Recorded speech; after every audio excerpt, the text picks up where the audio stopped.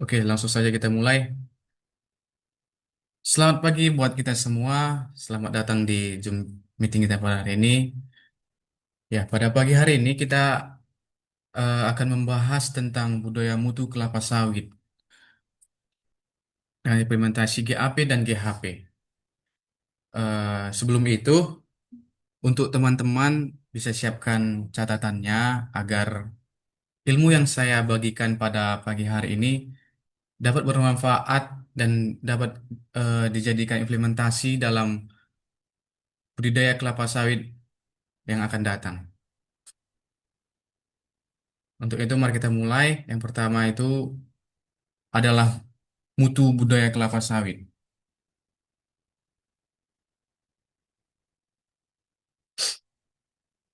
Nah, untuk menuju sinergi keberlanjutan dalam budidaya kelapa sawit, ada tiga hal yang kita dapat lakukan ataupun cara yang kita dapat lakukan supaya dalam budidaya kelapa sawit itu dapat berkelanjutan dan tetap aman bagi lingkungan.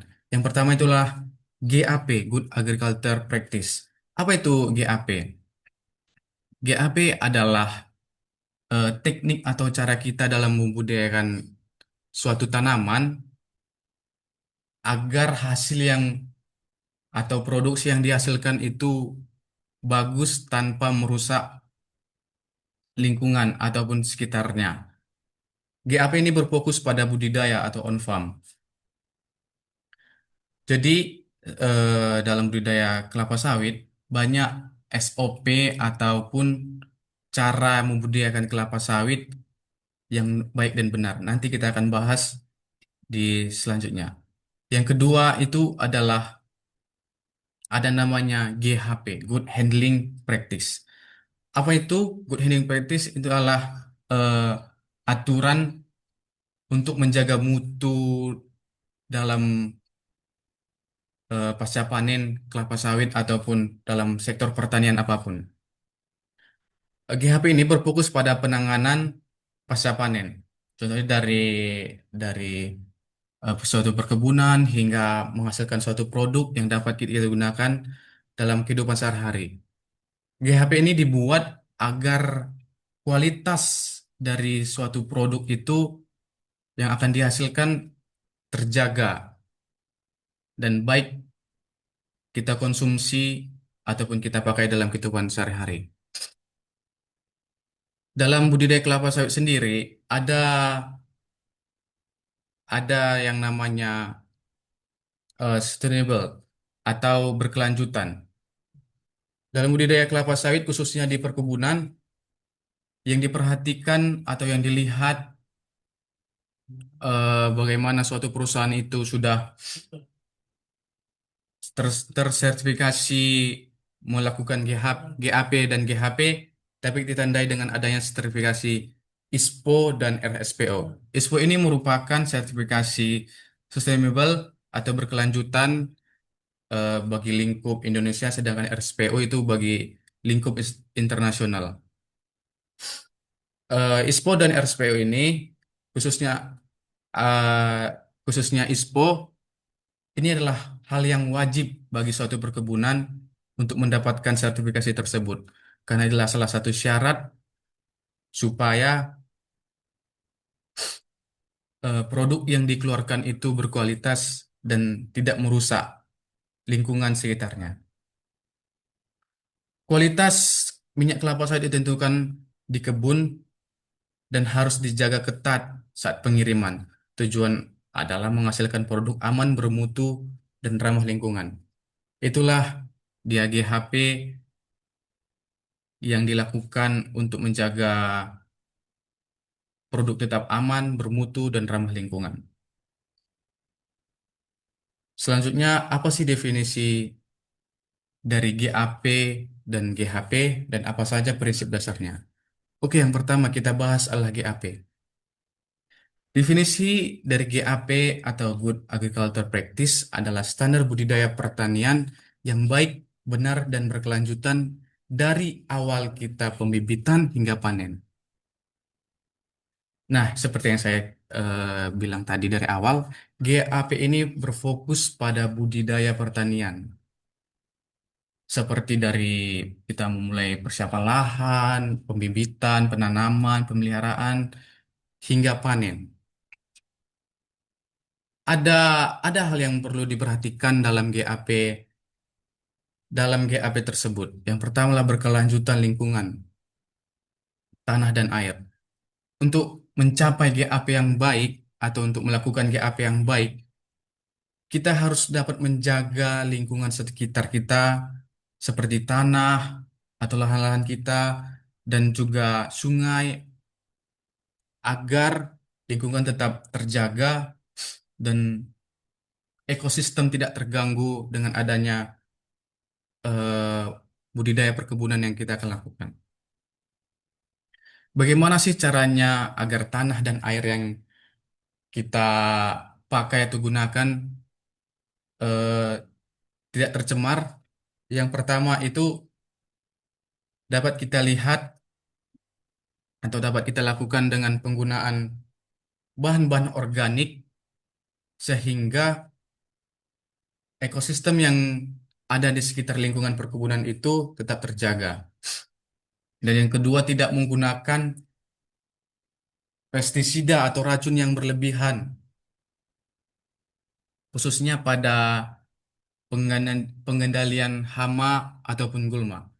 Seringkali terjadi pada dunia perkebunan, khususnya di perusahaan, tidak terlaksananya GAP karena tidak adanya pengawasan. Oleh sebab itu, kita sebagai generasi muda, untuk menjaga ekosistem kita untuk bagi masa depan, marilah kita menjaga lingkungan kita, khususnya tanah dan air. Yang selanjutnya adalah K3, keselamatan dan kesehatan kerja.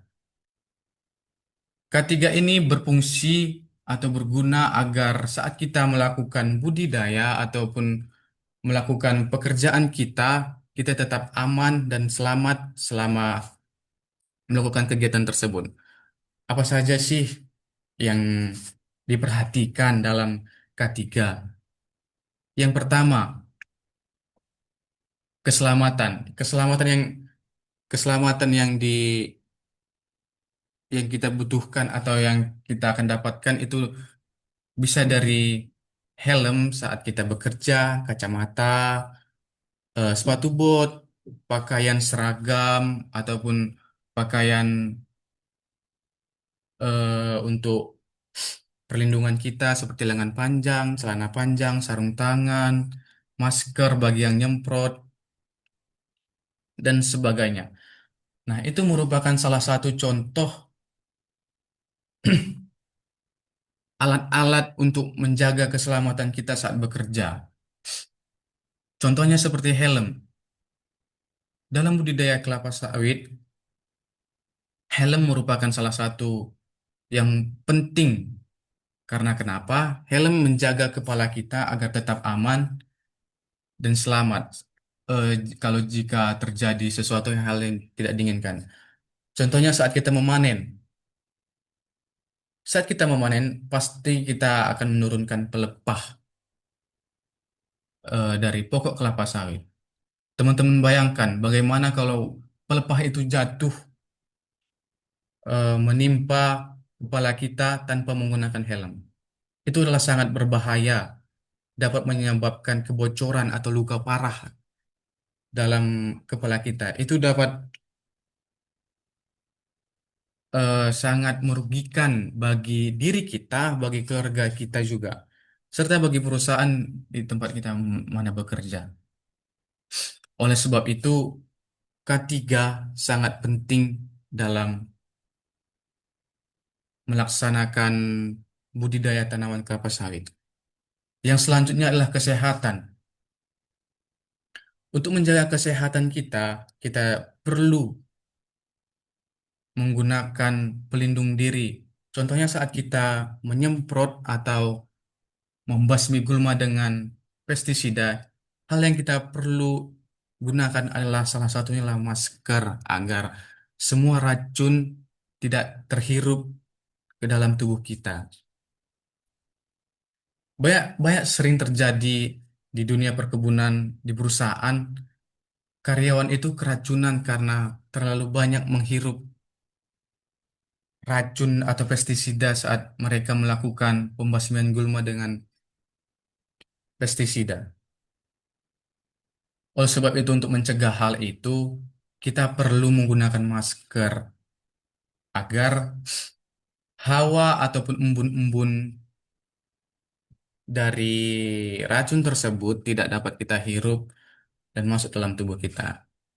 Selain itu, menjaga kesehatan, contohnya eh, seperti setelah kita melakukan penyemprotan, kita dapat mencuci segala apa yang kita pakai. Itu merupakan salah satu menjaga kesehatan dalam diri kita. Yang selanjutnya adalah efisiensi produksi.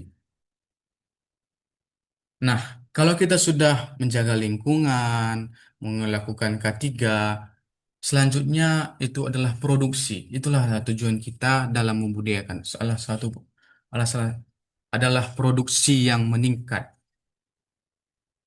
Jadi dari ketiga definisi tersebut merupakan GAP, salah satu definisi GAP sebenarnya, yaitu menjaga lingkungan, menjaga keselamatan kerja kita agar mendapatkan produksi yang maksimal. GAP itu pada prinsipnya adalah membangun kualitas.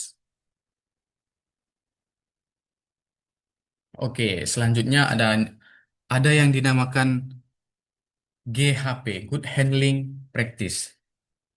Definisi GHP tersebut adalah pedoman penanganan pasca panen untuk menjaga mutu TBS sebelum masuk pabrik kelapa sawit atau PKS. Apa saja sih yang diperhatikan oleh suatu perusahaan perkebunan kelapa sawit agar menjaga mutu tersebut? Yang pertama adalah kecepatan dan kebersihan. Yang pertama, kecepatan. Bagaimana kita cepat menangani suatu produk kita ataupun produksi kita, contohnya membawanya ke PKS. Itu membutuhkan waktu yang cepat. Dalam teori, eh, dapat kita ketahui bahwa buah kelapa sawit yang sudah dipanen tidak boleh lebih dari 1 hari atau 24 jam eh, terdiam atau tidak diproses, karena itu akan mengurangi kualitas dari minyak yang akan dihasilkan. Yang kedua adalah kebersihan. Kebersihan dapat kita lihat dari banyaknya tanah yang lengket pada buah, ada kayu ataupun ranting-ranting daun dan sebagainya. Itu sangat krusial dalam mempertahankan suatu mutu produk kita. Karena kebersihan itu adalah kunci utama dari suatu mutu produk. Jadi, kecepatan dan kebersihan dalam pasca panen kelapa sawit itu sangat diperhatikan agar kualitasnya tetap baik dan tetap standar kebersihan sesuai GHP.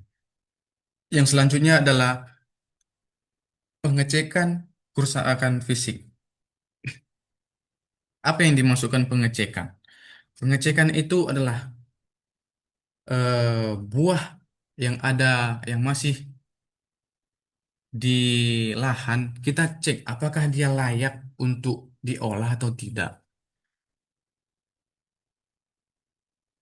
Pengecekan ini kita dapat dilihat dari beberapa faktor seperti apakah dia sudah busuk ataupun banyak jamur ataupun terserang hama penyakit. Itu harus kita cek agar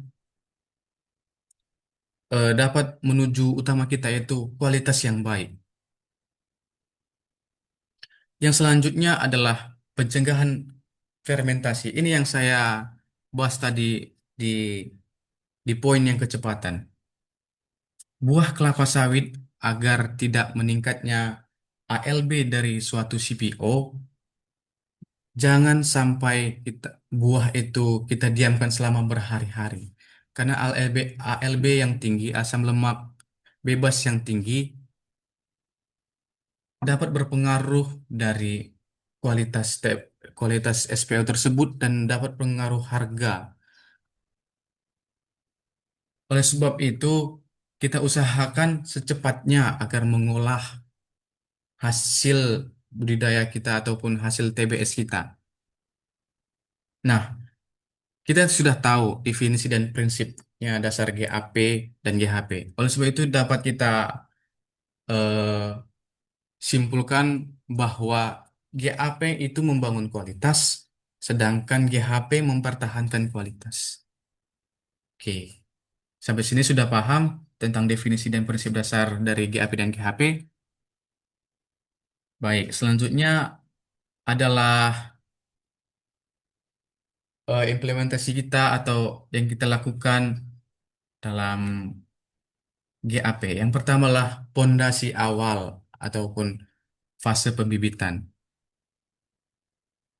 Ini merupakan fase pembibitan merupakan salah satu cara kita membudidayakan kelapa sawit yang bermutu karena jika bibit kita tidak berkualitas, hasil kita juga tidak akan berkualitas. Bibit unggul adalah investasi jangka panjang yang tidak bisa dikoreksi setelah tanam. Ada pepatah mengatakan, apa yang kau tanam, itu yang kau tuai. Jadi, gunakanlah bibit unggul dalam penanaman kita agar kita dapat menghasilkan hasil yang baik. Bagaimana sih cara kita menentukan bibit itu unggul atau tidak? Yang pertama, ada sertifikasi. Wajib menggunakan benih unggul bersertifikat untuk menjamin potensi genetik. Eh, Bibit yang unggul sudah pasti memiliki sertifikasi dan telah diuji oleh badan sertifikasi. Oleh sebab itu, malah kita menggunakan bibit yang unggul supaya hasil yang kita dapatkan maksimal. Yang kedua adalah media tanam. Dalam masa pembibitan, media tanam merupakan hal yang sangat krusial karena media tanam adalah tempat tinggal atau tempat tumbuhnya suatu tanaman atau bibit yang kita akan tumbuhkan. Media tanam harus steril dan subur agar pertumbuhan akar maksimal. Media tanam yang kita gunakan dalam pembibitan yaitu adalah tanah topsoil dengan campuran sekam untuk tempat nutrisi organik dan menggunakan menggunakan polybag sebagai wadah tempat campuran tanah tersebut. Yang selanjutnya adalah penyiraman dan pemupukan yang teratur. Perawatan yang rutin merupakan salah satu kunci agar kualitas dari benih kita atau bibit kita bagus. Bibit kelapa sawit ini seperti kita menanam saham. Kalau kita tidak merawatnya atau tidak, kalau kita tidak merawatnya dengan baik, si bibit ini tidak akan bagus sehingga apa yang kita hasilkan pada masa selanjutnya pada produksi itu sangat berpengaruh. Oleh sebab itu, perawatan yang rutin sangat penting dalam fase pembibitan. Nah, jadi kita tahu bahwasanya pondasi awal adalah pembibitan untuk menghasilkan produksi yang maksimal di kemudian hari. Oke, Ada tiga ya poin yang harus kita tanamkan saat fase pembibitan, yaitu benih yang unggul, media tanam yang baik, dan perawatan yang rutin. Oke, selanjutnya adalah penanaman atau rekayasa dan pola tanam. Setelah kita menyiapkan bibit yang baik, bibit yang berkualitas, selanjutnya yang kita lakukan adalah menanam tanaman tersebut. Dalam GAP, standar agronomis, pola tanam yang dilakukan pada perkebunan kelapa sawit biasanya segitiga sama sisi, ataupun biasanya disebut dalam dunia perkebunan adalah mata lima. Dengan jarak 9 kali 9 meter, dengan populasi atau per hektarnya itu ada 143 pokok per hektar. Pasti ada yang teman-teman bertanya, kenapa sih harus ada jarak, harus memiliki jarak tanam? Kenapa nggak harus rapat-rapat saja? Kan kalau batangnya makin banyak, pasti buahnya makin banyak. Itu adalah pemikiran yang salah ya teman-teman. Karena kelapa sawit ini membutuhkan ruang yang cukup luas untuk bertumbuh. Sehingga jarak tanam 9 kali 9 meter itu adalah standar GAP ataupun Good Agricultural Practice yang ditetapkan agar si tanaman kelapa sawit tersebut tumbuh dengan maksimal, tumbuh dengan baik, dan menghasilkan produksi yang baik. Jadi itu mengapa alasannya jarak tanam dalam kelapa sawit itu digunakan 9 kali 9 meter. Selain itu, teman-teman tahu juga bahwasanya pelepah kelapa sawit itu sangat panjang. Makanya membutuhkan ruang lingkup yang lebih luas. Nah, yang selanjutnya saat kita menanam, ada yang kita perhatikan namanya manajemen lingkungan. Apa saja sih yang termasuk dalam manajemen lingkungan? Yang pertama itu drainase. Apa itu drainase? Drainase merupakan parit-parit untuk mencegah adanya genangan dalam lahan kita. Kenapa tidak? Kenapa harus genangan itu tidak ada dalam lahan kita? Kalau ada genangan dalam lahan kita, itu dapat menyebabkan penyakit yang serius dalam eh, pertumbuhan kelapa sawit, seperti busuk batang, adanya jamur, sehingga tanaman kita, tanaman kelapa sawit yang kita budidayakan, rentan sekali terkena penyakit. Oleh sebab itu, drainase merupakan salah satu hal yang penting dalam persiapan lahan. Yang selanjutnya ada konver- konservasi atau terasering wajib pada lahan miring. Terasering pada lahan miring itu wajib kita lakukan teman-teman. Karena kalau kita tidak menggunakan terasering, banyak hal yang menjadi kesulitan kita, seperti saat penanaman, saat pemanenan, saat perawatan, itu kan sulit karena lahan yang miring tidak ada akses kita untuk menuju pokok. Jadi terasering pada lahan yang miring itu sangat wajib ataupun harus kita lakukan agar akses kita ke tanaman tersebut lebih mudah. Nah, jadi rekayasa lahan dan pola tanam ini eh, sangat penting karena lahan adalah tempat di mana tanaman kita bertumbuh, berkembang, dan menghasilkan produksi yang maksimal. Oke. Nah, selanjutnya adalah pemeliharaan atau menjaga kesehatan tanaman. Tanaman itu sangat butuh perawatan agar pertumbuhannya itu maksimal. Apa saja sih yang kita perhatikan dalam kita merawat atau menjaga tanaman kita? Yang pertama adalah nutrisi yang tercukupi. Pemupukan berbasis analisis tanah dan daun atau LSU untuk akurasi dosis yang tepat. Nah, jadi untuk mendapatkan rekomendasi pupuk yang dibutuhkan oleh tanaman tersebut, kita harus mengecek dari kondisi tanaman, dari tanahnya, agar kita tahu apa yang harus kita berikan dan berapa dosis yang kita berikan. Pupuk merupakan makanan atau vitamin atau nutrisi bagi tanaman kita. Jika nutrisinya kurang, maka tanaman tersebut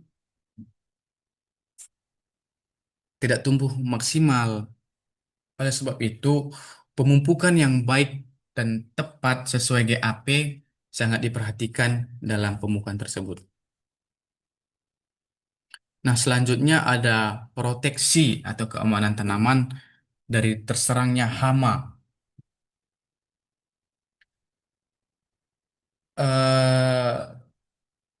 Dalam GAP, pengendalian hama dilakukan dengan cara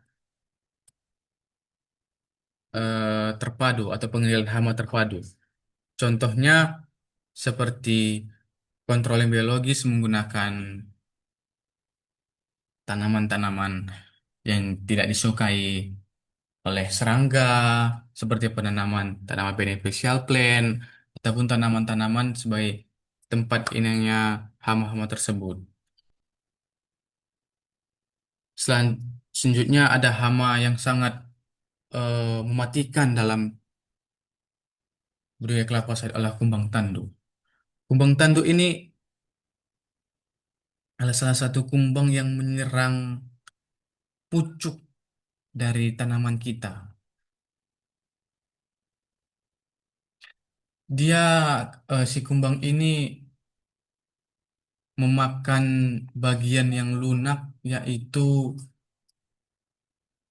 pucuk tanaman, sehingga tanaman kita tidak dapat tumbuh lagi karena pucuknya sudah hilang. Jadi pengendalian hama ini khususnya kumbang tanduk harus kita lakukan agar tanaman kita tetap terjaga, tetap baik, tidak terserang hama, supaya hasil yang dapatkan baik.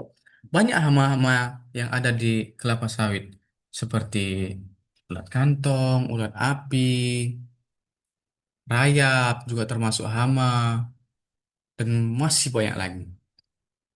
Ini harus kita kendalikan, karena hama adalah musuh utama dari tanaman tersebut. Jika musuh menyerang tanaman tersebut atau hama menyerang tanaman tersebut, pertumbuhannya itu terganggu, perkembangan mereka terganggu, sehingga eh, apa yang mereka hasilkan, apa yang akan dihasilkan tanaman tersebut tidak maksimal karena ada musuh ataupun hama yang mengganggu pertumbuhan mereka. Oleh sebab itu, mari kita jaga tanaman kita dari hama-hama tersebut dengan menggunakan kontrol biologis. Jika tidak dapat kontrol dengan hal-hal yang masih biologis atau tanaman-tanaman yang mengusir hama-hama tersebut, dapat kita gunakan menggunakan dikendalikan dengan pestisida.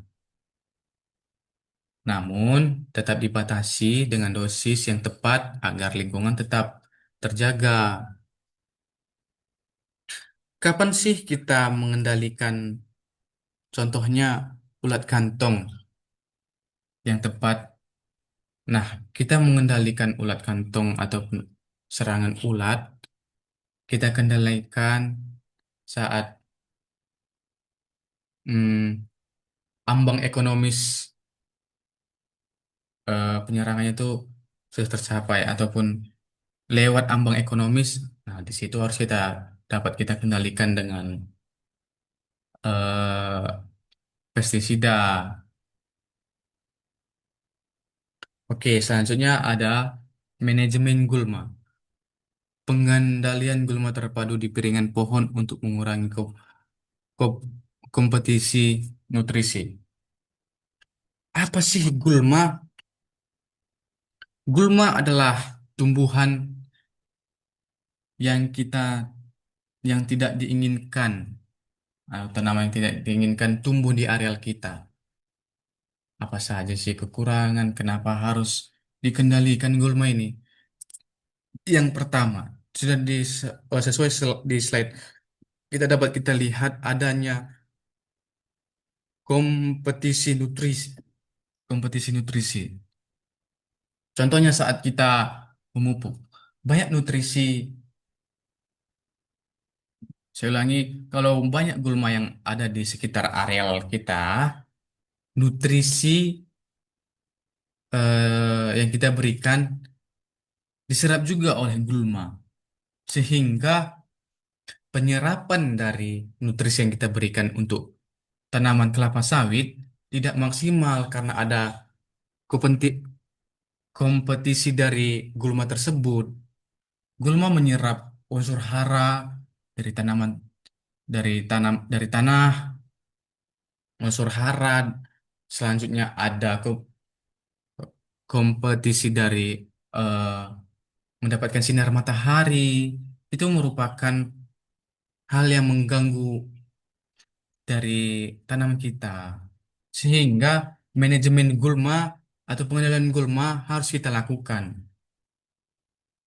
Contohnya eh, menggunakan garuk piringan, menggunakan alat cangkol. Kita garuk piringan sekitar dari piringan kelapa sawit tersebut, karena dari piringan tersebut disitulah kita menaburkan pupuk, sehingga diusahakan sekitar piringan tersebut tidak ada gulma yang tumbuh agar nutrisi yang kita berikan ataupun pupuk yang kita berikan dapat diserap oleh tanaman kita secara maksimal. Nah, untuk mengendalikan gulma, ada beberapa hal yang dapat kita lakukan secara manual dan secara mekanis dan secara eh, panggil pengendalian herbisida. Itu merupakan cara-cara kita dalam mengendalikan gulma. Nah, jadi untuk menjaga kesehatan tanaman kita ada tiga pondasi utama yang kita perhatikan. Yang pertama adalah nutrisi, kedua proteksi atau keamanan tanaman, yang tiga adalah manajemen gulma. Kalau kita melakukan hal tersebut, ketiga hal tersebut, maka tanaman yang kita budidayakan tumbuh sehat dan menghasilkan produksi yang baik. Oke, nya ya adalah panen. Nah, setelah kita belajar dari pembibitan, kesiapan lahan, penanaman, sampai perawatan, inilah tujuan kita, yaitu panen. Pemanenan sesuai GAP atau standar operasional.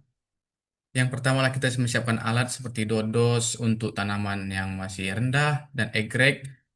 Untuk tanaman yang tinggi, kita persiapkan alat yang tajam dan bersih. Yang kedua adalah teknik potong buah matang saja. Dilarang memotong tandan mentah. Kenapa dilarang memotong tandan mentah? Karena kalau kita memotong tandan buah yang mentah, kita hanya mendapatkan ruginya saja. Yang pertama dari si PO-nya yang rendah dan biaya yang lebih meningkat. Jadi untuk memanen buah kita harus memotong tandan yang matang saja. Dari mana sih kita dapat melihat buah itu sudah matang atau tidak? Yang pertama lah kita dapat melihat buahnya sudah berwarna merah keorange. Nah, itu salah satu tanda bahwasanya buah tersebut sudah matang. Yang ketiga, kita dapat menjumpai atau menemukan 5 sampai 10 butir di piringan di areal tanaman kelapa sawit itu ada 5 sampai 10 butir berondolan. Itu salah satu indikator buah matang. Impactnya apa? Pe- Panen tepat, matang, memaksimalkan rendemen minyak. Nah, oleh sebab itu, kita harus memanen buah masa agar mendapatkan rendemen yang maksimal. Nah, tadi sudah kita belajar tentang GAP, tentang budidayanya. Nah, sekarang kita lanjut pasca panennya atau GHP, Good Handling Practice. Apa saja yang tercantum atau yang dibahas di GHP dalam budidaya kelapa sawit? Yang pertama adalah sortasi atau pengumpulan buah di TPH. Prinsip utama menjaga integritas buah adalah yang pertama sortasi yang ketat. Pisahkan buah mentah, buah busuk di lapangan, buah busuk yang ada di lapangan. Pisahkan mana yang bagus, kualitasnya yang bagus, mana yang kualitas yang buruk, mana yang abnormal, mana yang terserang parteno, mana yang terserang hama tikus. Kita harus dapat mensortasikannya agar mutu atau kualitas TBS kita tetap terjaga. Yang kedua adalah grading, pengecekan mutu awal sebelum dimuat ke truk. Sebagai sebagai orang yang mana TGHP, pengecekan mutu di lapangan itu sangat penting agar saat TBS yang kita bawa ke pabrik itu memiliki kualitas yang good. Nah, dalam gambar dapat kita lihat perbedaan yang mana, bagaimana GHP itu terlaksana. Ada seperti TBS grade A, TBS yang dengan mutu yang bagus, dengan mutu yang mantap. Terus ada buah afkir atau buah busuk, buah mentah. Itu dapat kita lihat di gambar dan alas yang bersih, bebas dari pasir dan tanah untuk menjaga kebersihan dan kualitas TBS kita. Nah, oke, selanjutnya logistik berpacu dengan waktu.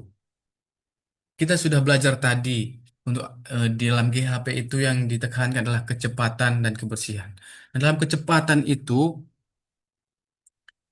eh, waktu atau standar yang dibutuhkan dalam pengantaran TBS itu ataupun setelah dipanen waktu yang maksimal dibutuhkan itu 24 jam.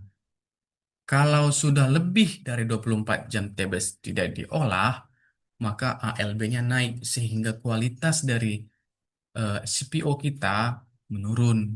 Harga pun tidak kena makin murah. Oleh sebab itu, berpacu dengan waktu dalam memproses TBS menjadi CPO itu sangat penting. Apa saja sih resiko kalau kita di atas 24 jam mengolah TBS tersebut? Yang pertama adalah eh, yang pertama ada fermentasi buah terjadi lebih cepat menyebabkan lonjakan asam lemak bebas atau ALB yang meningkat. ALB yang tinggi sama dengan penurunan harga dan kualitas CPO. Nah, oleh sebab itu diusahakan agar saat kita memproses buah kelapa sawit itu, TBS itu under 24 jam. Itu adalah standar dari GHB. Untuk standar transportasi, ada hal-hal yang harus kita perhatikan yaitu truk yang bersih, bebas dari bekas pupuk, tanah, ataupun sampah-sampah yang mengkontaminasikan meng- mengontaminasi truk tersebut agar tetap bersih dan mutunya terjamin. Oke, sebab itu kita sudah tahu untuk memproses TBS itu kita berpacu dengan waktu untuk mendapatkan kualitas yang baik dan mutu yang mantap. Oke, selanjutnya ada namanya ter, keterlurusan atau traceability. Sistem data, kemampuan melacak riwayat produk dari lahan hingga pabrik sangat penting. Kenapa penting? Data ini adalah syarat mutlak untuk audit sertifikasi, berkelanjutan ISPO dan RSPO, dan akses pasar global. Di awal tadi kita sudah belajar untuk agar sustainable, agar berkelanjutan dalam budidaya kelapa sawit, ada GAP, sertifikasi ISPO, dan GHP. Ini harus kita jaga datanya, harus kita dapatkan datanya agar saat audit datang kita lulus dalam audit tersebut sehingga akses kita untuk ke pasar global lebih banyak, lebih bagus sehingga mutu kita dapat terjaga. Oke, selanjutnya adalah analisa dampak biaya versus manfaat, investasi dan tantangan. Ada ada namanya tantangan dalam menerapkan GAP dan GHP. Yang pertama itulah biaya yang kita gunakan cukup besar dalam memenuhi infrastruktur dan alat. Yang kedua ada biaya pelatihan SDM. Dan yang ketiga adalah pengawasan yang ketat. Memang untuk mendapatkan mutu yang bagus, ada hal yang kita korbankan seperti biaya kita tadi. Namun di balik itu masih ada keuntungan yang kita terima seperti yield dan rendemen yang tinggi, kualitas CPO yang premium, sertifikasi dan akses pasar global dan keselamatan kerja atau zero EDT. Nah, dari kekurangan tersebut, dari apa yang kita berikan, kita mendapatkan untung yang besar. Sehingga kalau kita menjalankan GAP dan GHP tersebut, tidak ada ruginya teman-teman. Jadi, GHP dan GAP itu mari kita laksanakan untuk mendapatkan keuntungan atau return yang tinggi. Nah, kesimpulannya, menjaga masa depan industri. Untuk menjaga masa depan industri, khususnya kelapa sawit, agar tetap berkelanjutan, ada tiga hal yang kita dapat terapkan, yaitu integritas. GAP dan GHP adalah satu kesatuan sistem yang tidak dapat terpisahkan. Jadi, saat kita ingin membuka perusahaan dari kelapa sawit, perusahaan kelapa sawit, kita harus menerapkan GAP dan GHP. Tidak bisa kita hanya menerapkan GAP saja ataupun menerapkan GHP saja. Karena GAP dan GHP adalah satu kesatuan yang tidak dapat terpisahkan. Nah, selanjutnya ada konsistensi. Penerapan disiplin peningkatan produktivitas dan menekan loss. Konsisten itu sangat penting. Karena kenapa? Kalau kita tidak konsisten, produksi yang kita juga dihasilkan juga tidak akan konsisten. Kadang nanti bisa naik, kadang bisa turun, bahkan anjlok. Oleh sebab itu, marilah kita sebagai planters atau pekebun konsens konsistensinya tetap dijaga. Mereka konsisten agar menerapkan GAP dan GHP. Visi yang selanjutnya adalah visi global, mendukung citra positif kelapa sawit Indonesia di mata dunia.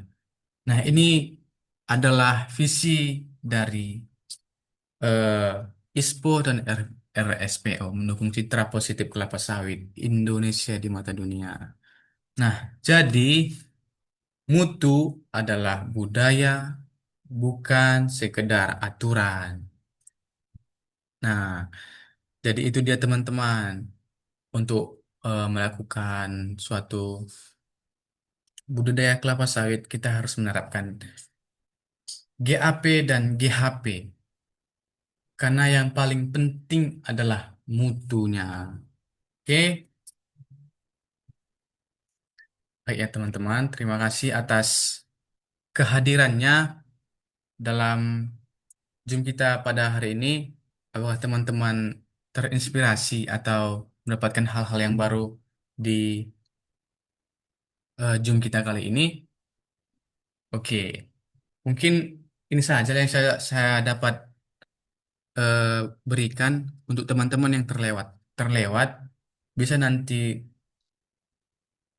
datang ke bisa di chat pribadi agar saya berikan slide-nya agar teman-teman juga tetap dapat mendapatkan ilmu yang baik.